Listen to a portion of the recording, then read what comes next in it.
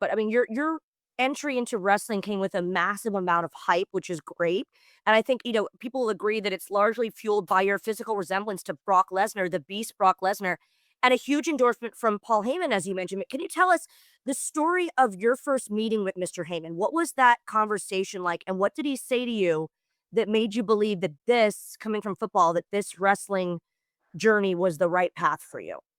Um, Man, it was so to really look back at our first conversation, I was pretty young. I was still in football, and we had a couple hour conversation long of just the beginning of how that transition would look like, how the pro wrestling business really is, what goes behind the scenes, what how the business actually works, because football is a whole different scene, you know what I mean?